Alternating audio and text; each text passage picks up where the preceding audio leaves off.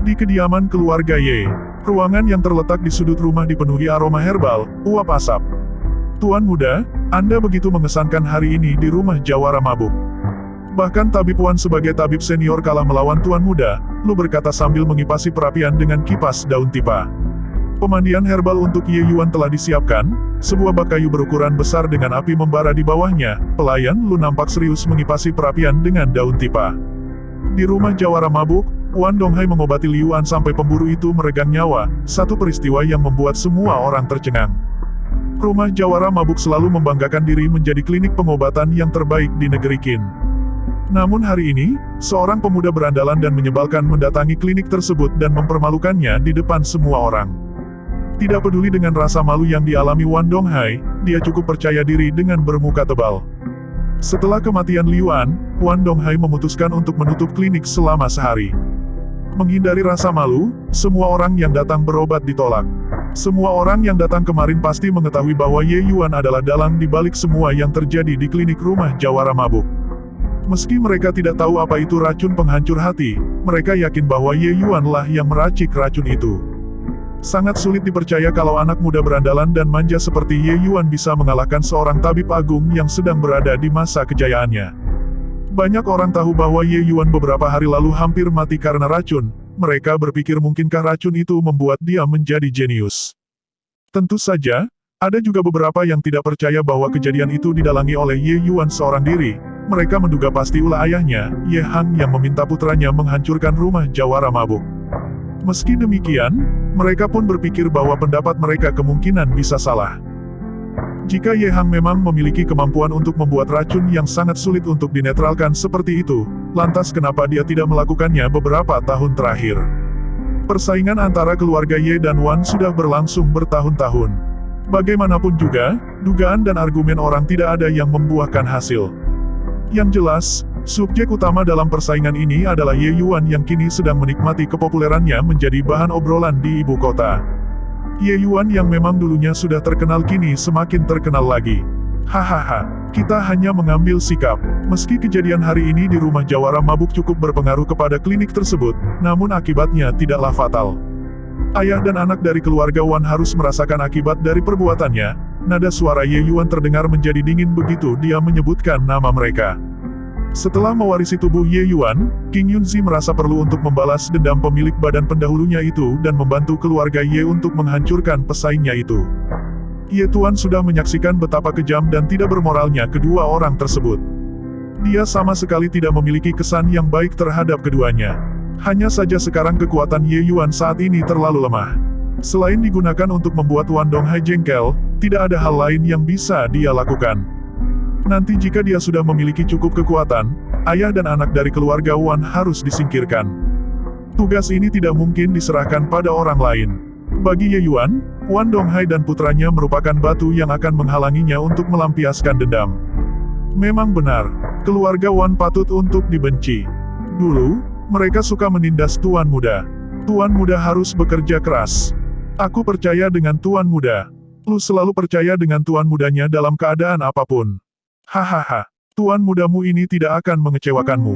Oh iya, Lu, aku bisa melihat bahwa kemampuan olah tubuhmu sangat bagus. Kenapa kamu tidak berlatih seni bela diri? Setelah sepanjang hari mereka bersama, Ye Yuan dapat mengetahui bahwa sebagai orang awam tidak ada energi murni sedikit pun di dalam tubuh Lu. Namun Ye Yuan dapat melihat bahwa Lu memiliki kemampuan olah tubuh yang bagus, bahkan 100 kali lebih baik daripada si Ye Yuan dulu. Mendengar pernyataan Ye Yuan, ekspresi wajah Lu berubah. Ia menunduk. Tuan Ye Hang mengatakan Lu memiliki tenaga 9 lingkaran tak terbatas yin dan tidak menggunakannya. Jika aku menggunakannya maka semakin tinggi tingkatanku, semakin cepat pula aku mati. 9 lingkaran tak terbatas yin. Ye Yuan mengulang sekali lagi sebelum meraih pergelangan tangan Lu untuk memeriksa denyut nadinya. Mengetahui pergelangan tangannya dipegang oleh Ye Yuan untuk memeriksa denyut nadinya, seketika wajah Lu berubah merona. Menurutnya, tidak bisa menggunakan tenaga yang dia miliki adalah sebuah penyesalan tetapi hal itu tak jadi masalah selama dia bisa bersama tuan muda Ye Yuan.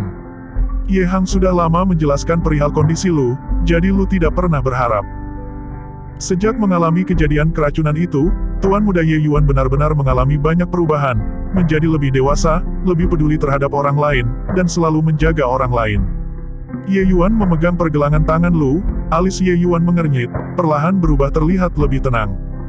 Tuan dan Nyonya memperlakukan aku seperti putri mereka sendiri. Jika aku bisa berlatih bela diri, mereka pasti sudah lama memberitahuku. Lu masih seorang gadis yang penuh perhatian, dia takut Ye Yuan akan salah paham terhadap ayahnya karena ini. Ye Yuan meletakkan tangan Lu dan tersenyum. Dasar bodoh, kamu berpikir terlalu berlebihan. Tentu saja, ayah tidak akan berbohong padamu. Tapi terkadang dia juga bisa salah melakukan perhitungan. Apa kamu ingin belajar bela diri? Tentu saja, Lu menjawab tanpa berpikir panjang. Bagus. Mulai besok dan seterusnya, kamu akan belajar bela diri bersama denganku. Aku akan mengajarimu sebuah jurus. Dengan bakatmu, bahkan negeri Qin yang kecil ini tidak akan bisa membatasimu, kata Ye Yuan dengan ekspresi menggembirakan. Tuan muda, apakah yang Anda katakan benar? Setelah mendengar penjelasan Ye Yuan, Lu sangat gembira. Tapi tanpa menunggu jawaban Ye Yuan, dia dengan cepat menjadi sedih lagi. Tuan muda, Anda tidak perlu menghibur aku. Tuan Ye Hang adalah seorang tabib agung dan dia mengatakan kalau aku tidak mungkin bisa bela diri. Bagaimana mungkin aku bisa? Meskipun Lu benar-benar ingin belajar, Lu masih tidak ingin mati. Lu masih ingin menemani Tuan muda dan merawat Tuan muda. Merasa tersentuh, Ye Yuan mengulurkan tangan, mengangkat kepala gadis itu lalu tersenyum. Untuk apa Tuan muda berbohong padamu? Kamu memiliki tubuh yang istimewa. Keistimewaan yang kamu miliki bukan 9 lingkaran tak terbatas Yin, tetapi 9 kekuatan lingkaran Dewa Yin. Tubuh seperti ini tidak hanya mampu berolah tubuh, namun juga akan sangat cepat menguasai ilmu bela diri. Jika kelompok besar tahu tentang potensi dirimu, mereka akan rela berebutan sampai mungkin bertarung dengan titik darah penghabisan. Pengetahuan Ye Hang secara alami tidak bisa dibandingkan dengan Ye Yuan.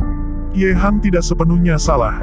Sebenarnya, Lu memang memiliki 9 lingkaran tak terbatas Yin, dan 9 kekuatan lingkaran Dewa Yin merupakan variasi darinya. Variasi ini memang sangat langka. 9 lingkaran tak terbatas Yin yang Ye Yuan pahami sangat berbeda dengan apa yang dipahami oleh Ye Hang. Seseorang dengan sumber tenaga seperti ini tidak berarti menolak semua jenis latihan mengolahraga, melainkan memiliki kekhususan yang unik. Teknik mengolahraga dan sumber daya sangat kurang di kalangan bawah. Ini berarti hampir tidak ada orang yang mencoba mengolahraga pada seseorang yang memiliki tenaga 9 lingkaran tak terbatas Yin. Tanpa teknik yang tepat, 9 lingkaran tak terbatas Yin hanya akan berakhir mematikan bagi si pemilik. Namun, di dunia dewa, sosok yang memiliki 9 lingkaran tak terbatas Yin akan menjadi rebutan para kelompok bela diri untuk diajak bergabung. Secara kebetulan Ye Yuan masih mengingat teknik yang bisa dipakai untuk mengembangkan 9 lingkaran tak terbatas Yin. Dulu, teknik ini dipakai oleh Raja Dewa Jiwa Salju di Kerajaan Kayangan. Raja ini memiliki jenis fisik yang sama yakni 9 kekuatan lingkaran Dewa Yin. Kedua mata Lu spontan melebar mendengar perkataan Ye Yuan. Tuan muda, apakah yang Tuan katakan itu benar? Tuan tidak berbohong kepadaku. Tentu saja tidak. 9 kekuatan lingkaran Dewa Yin memang susah untuk dikuasai.